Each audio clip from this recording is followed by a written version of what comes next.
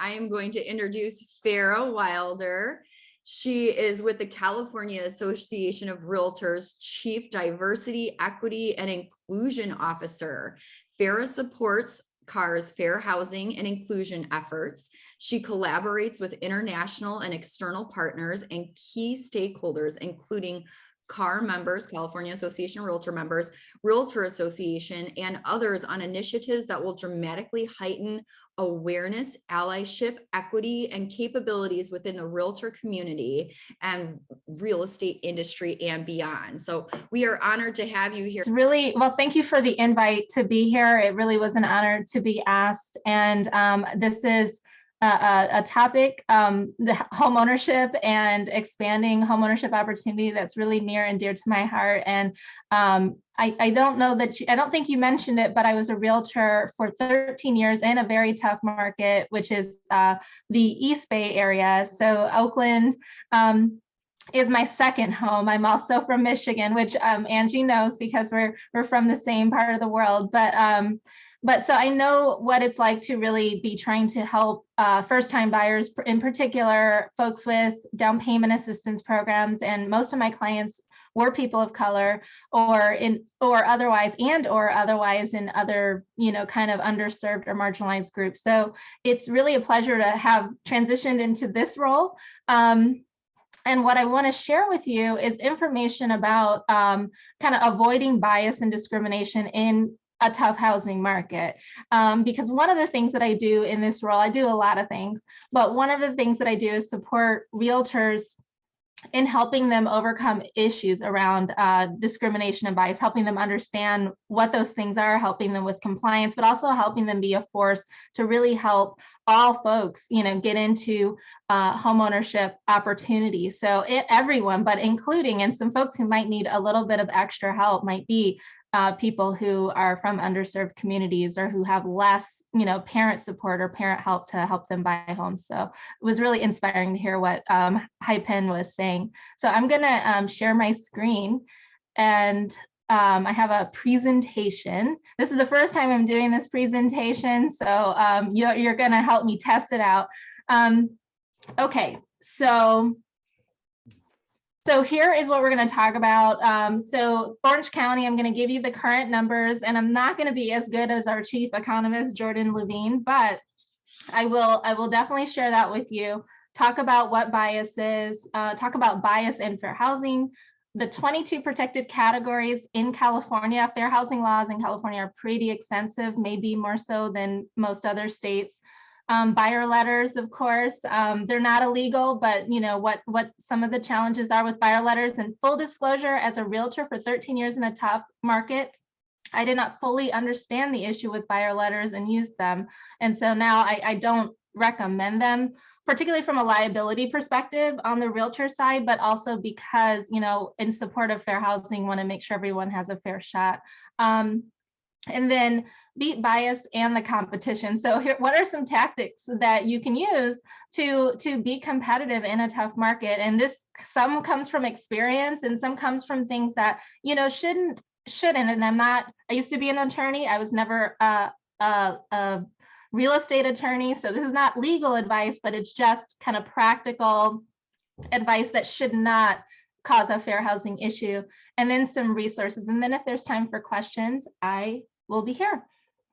Okay, so let's, I don't know if you can see this. Let me move this little bar away. So Orange County's, okay, great. So Orange County's housing market is tough, and I'm talking to an audience that knows that, but here are the numbers. So it is has the most expensive median price for single family homes in the Southern California area, according to our data. So at 1.18.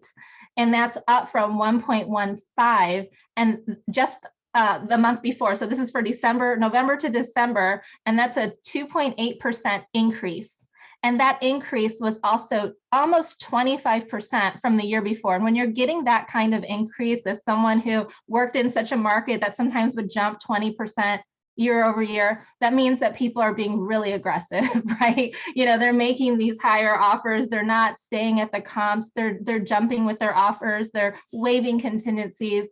And so The issue in a tough market is that sellers have a lot of options. There's multiple offers, and if you are maybe someone from an underserved community, or you have some sort of difference or whatever, that leaves you maybe a bit more vulnerable to that kind of bias. Sometimes you get sellers going, I want to know more.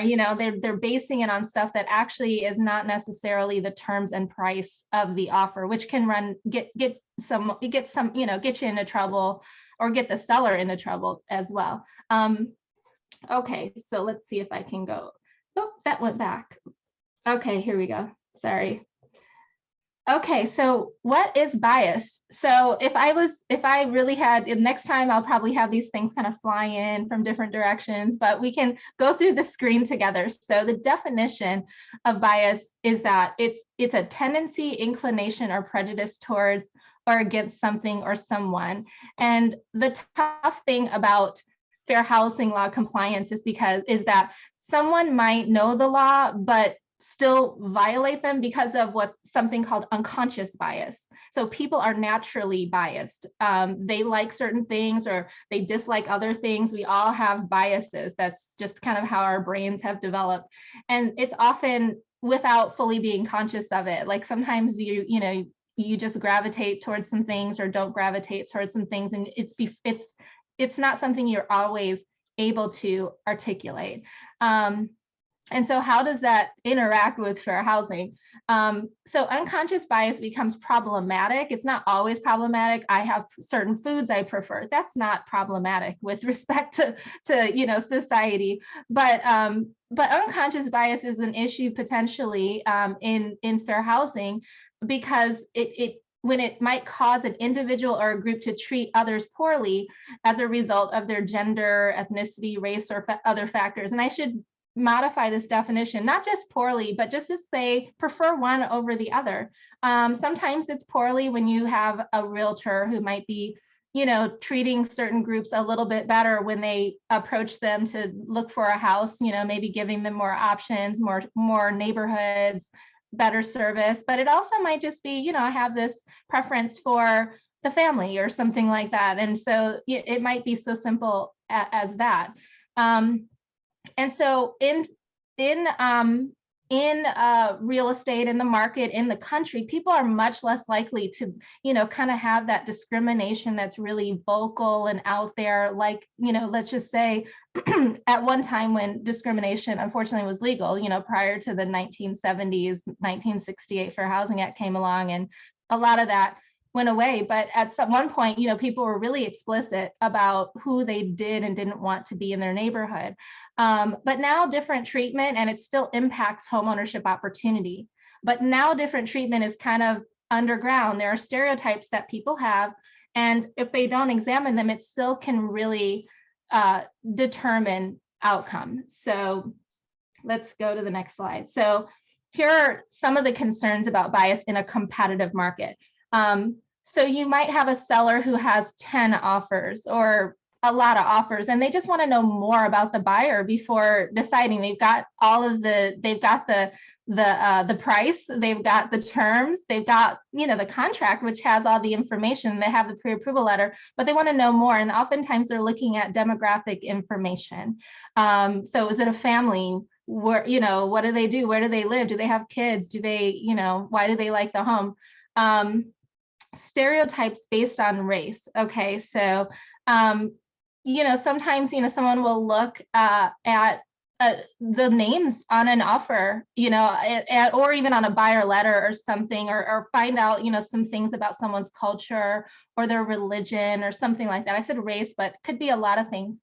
And judge their ability to buy, or will they fit in with the neighbors or the community, or they just might have a certain preference, or maybe they have a preference towards a group. They're just like me. I remember when I was buying this house, I was starting my family too, so I have a preference towards a certain kind of group.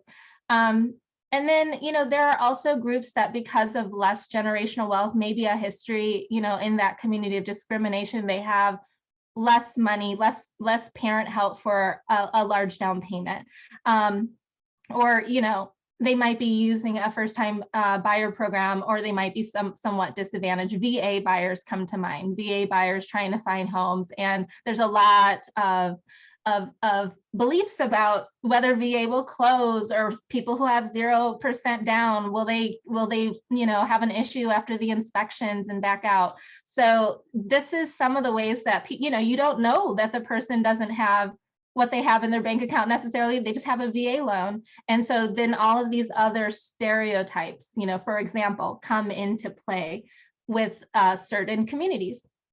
Okay, so there was a big study, and I'm so glad to give the PDF for these slides, because this is linked. I won't show the video because I want to make sure we get through all the information. But the Newsday investigation, if you Google it, there was an investigation in Long Island, and there's been other studies throughout the country. So this is not an isolated incident. We don't think, that showed that after 3 years of fair housing testing, they sent similar folks to meet with realtors, the only difference being their race. And they found that 19% of Asian buyers were treated differently. 39% of Latino buyers were treated differently, and almost 50%, essentially 50% of the Black buyers were treated differently. And that different treatment looked like getting less listings, having a higher barrier before they would start showing houses. So we want to see your pre-approval before I'll show you houses, whereas someone else wouldn't.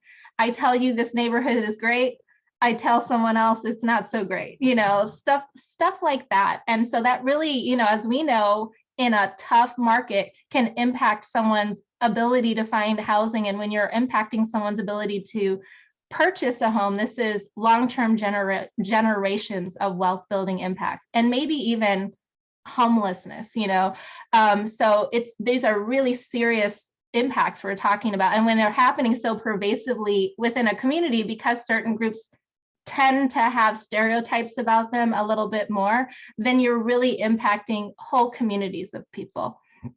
Okay.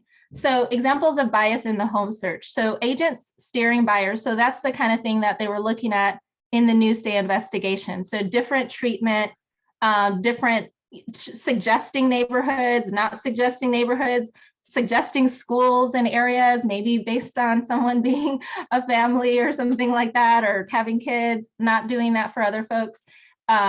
Inferring race from buyer names. So we talked about that, like, okay, and sometimes, again, this happens in the unconscious. This is why we have to talk about it. Sometimes someone will, kind of perceive a demographic, and, now they may have a bias one way or the other.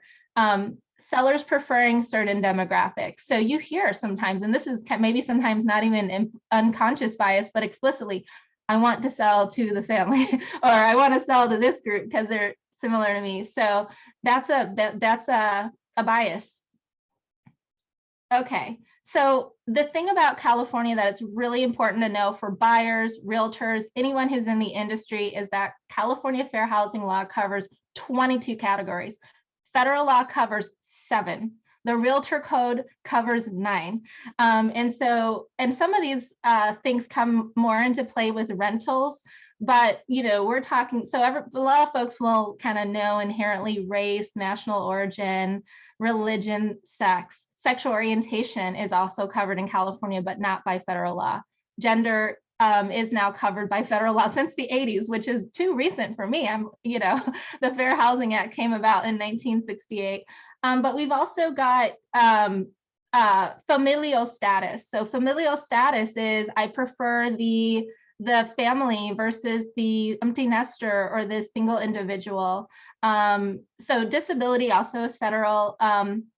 You've got primary language, immigration status, military or veteran status, age, and criminal history and source of income come into play a little bit more often, I think, in the rental space, but still important to know. And I have links to more information because they're nuanced.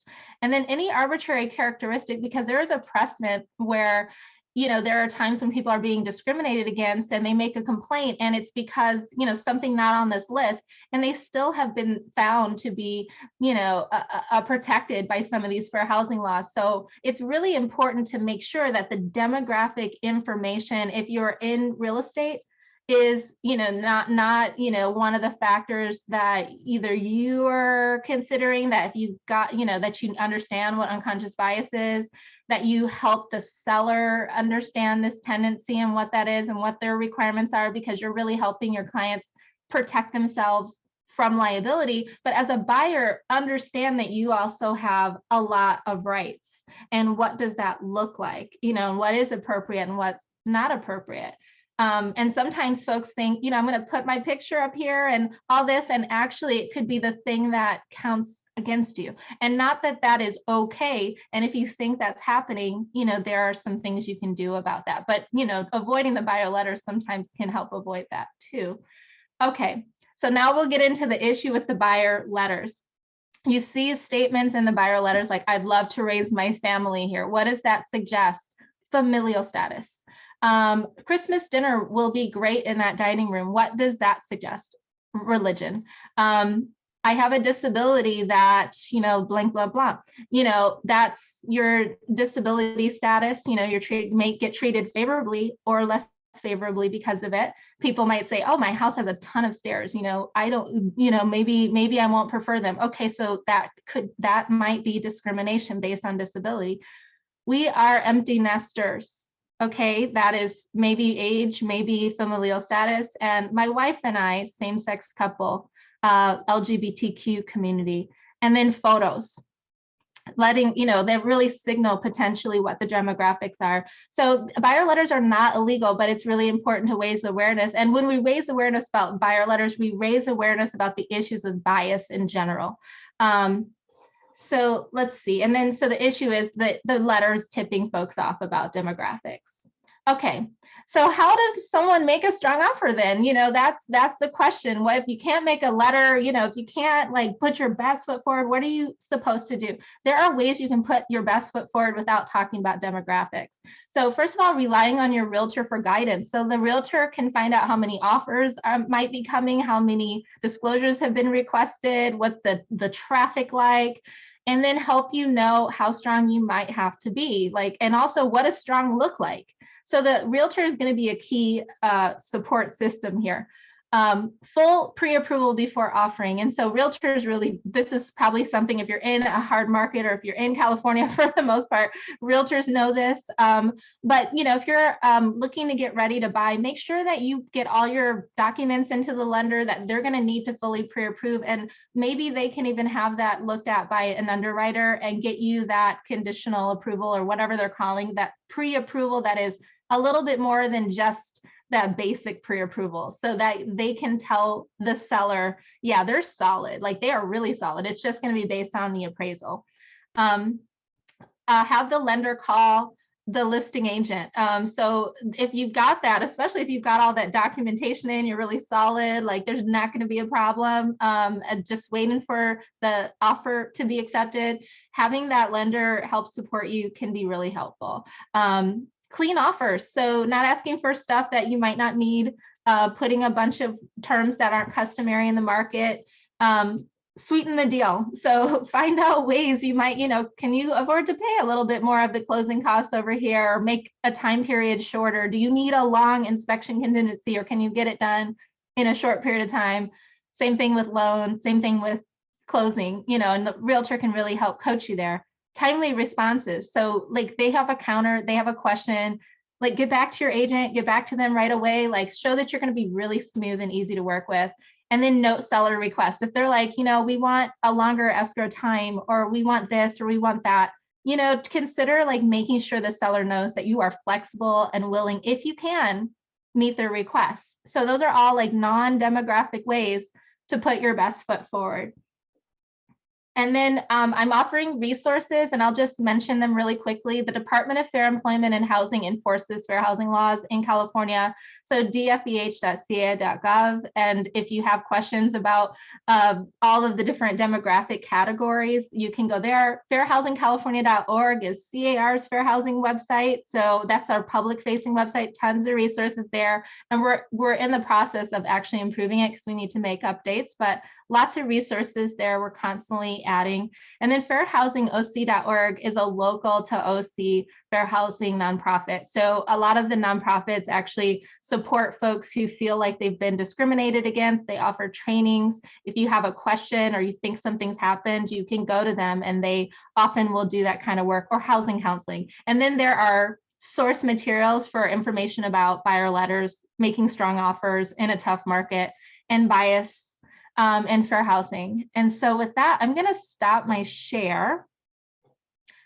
But I would be very happy to answer any questions. And I have a question, if nobody else has their hand up right now. One of the things, like, I just, as an active agent, we definitely, for 20 years, like you said, the buyer letters were something that were a tool that I used to utilize to get offers accepted. And I really liked your slide on, what we're having to do now instead of having a letter. And one thing I wanted to ask you is, what do you think? Because some of my buyers are just like, I really want to let this seller know about me, and that type of a thing. So do you find that it would be out of line for them to possibly send a LinkedIn connection to said seller? Is that crossing a line? So I'm going to say this, none of this is illegal in California. There is a law in Oregon that makes buyer letters illegal, but California doesn't. And also it's the actual different treatment based on the demographic that is the problem. And so it's just raising the awareness about that, and the possibility that even, looking at a LinkedIn profile and a picture and all the information with it could actually, it could benefit, it could hurt, but it also could lead the seller to commit a fair housing violation. And so this is, kind of helping, you might want to help the buyer understand, what the potential issue is. And what I have heard as far as letters is that it's still totally fine if there is a letter that can be written. It's hard to do that doesn't mention, any of those 22 categories. Like, I just love your house and the renovations that you did there, and owner occupancy isn't a problem. So, and there's even a box in the contract where you say, are you an owner occupant or not? I'm going to owner occupy, and this is a perfect house for me. Boom. Like, don't, saying why sometimes goes down a road. And I mean, that's what I would, recommend as far as trying to stay away from the demographic information. But really it's, if someone met someone at an open house and that person ended up making an offer, they might know. So this is really about avoiding bias, and not necessarily about something that's strictly, like always going to be illegal to know what someone's demographics are or not. It just leads to the potential for a different treatment based on one of those categories that is covered by fair housing law. And so and also as an agent, you want to be careful about making sure you're not engaging in something that could be borderline, causing that kind of situation, like where you're really like, making sure that someone makes a decision based on a demographic group. I think that can be kind of tricky. And I don't want to get into legal advice. If there's a question on that, we do have a legal hotline for the realtors at CAR that you can always call, but I do think that it does get tricky, and where the line is that legal question. But you want to make sure that you're at least aware of the potential issue there. Thank you for that. It's been a challenge for a lot of us, because now it really is like, and it's back to kind of like what Logan was saying, because it kind of drills down to the almighty dollar. And for some people that, especially when you're a first time buyer, it's hard to, beat out all the cash offers and things like that. So I want to encourage you guys to just keep on trying, that are out there and, fighting the good fight. Do we have another question for Farrah? And Angie, I just want to say one thing about that, and I'm glad to answer another question. I don't think that this issue becomes as controversial or as much of a thing in a more calm market. So the reason why people are so concerned about buyer letters is because it's like, I'm trying to find whatever I can do to help my client put their best foot forward. Now, we know that there is a really terrible history of people preferring people like them to live in communities. People were excluding groups that were different. Usually it was a predominantly white community or whatever it was, and that was once legal. And they wanted to know more information about who would purchase there because they were concerned about making sure that they were of a certain demographics. And so that's, I think, an important piece to kind of tie it all together about like the real, like kind of bigger picture significance. But, there are so many ways to be really amazing at helping your clients get their offers accepted. And, so we know some of those things, like calling as soon as they know they're interested, like just being present, not kind of falling off the radar. And so, I know that the buyers also want to kind of help out too and do anything possible. And really it's about like making sure that they are as solid as they can be. And so and I just say that from my personal experience, because of course I was totally like you, Angie, in a crazy market that was crazy even before the rest of the state got crazy. And it was like, what can we do? And it was all of those things. But, we just, I think, want to make sure that everyone is protected from the potential for discrimination. And some folks are going to be in a category like the LGBTQ community that is often more likely to be discriminated against. So you do hear some folks who feel pressured to write a letter and reveal things about themselves where they may actually have more likelihood of being discriminated against. So it's about also putting everyone, kind of a little bit more on equal footing. I appreciate that. And I think it's necessary. One thing I'll tell this entire group is, it really does at this point in time boil down a lot to the agents and the lenders in a market like this, because the sellers are the ones calling the shots and they get to choose. So then that means that whoever the listing agent is jiving with, then that is a lot of what particular agent wins the deal. It's not always necessarily the buyer, it's the agent and lender team a lot of times that win that deal for you. And all of the things that you said about the quick callback and the lender calling and things like that. I used to add the offer summary page to my offers on the front when we had that in the car form, so that the seller could just easily look at what, our buyer was offering instead of someone else. And those are the ways that you win the bids right now. So I just want you guys to kind of to understand it is a crazy market, but when you have the right team on board with you, then you're going to be good to go. And that's an important thing in choosing that team, because they're going to help you get in or get out. Very true. Farrah, I cannot thank you enough for helping to kind of explain all the differences when it comes to different bias and potential discrimination out in the market there right now.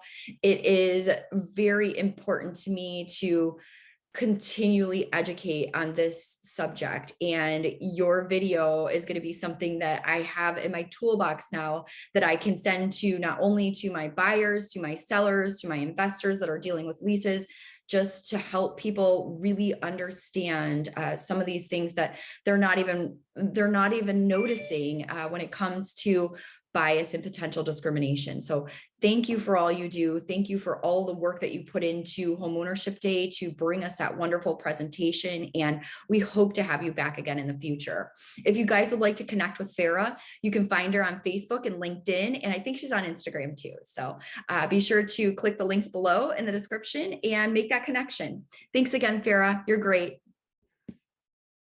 I also want to take a moment to thank all of our sponsors this year for Homeownership Day 2022.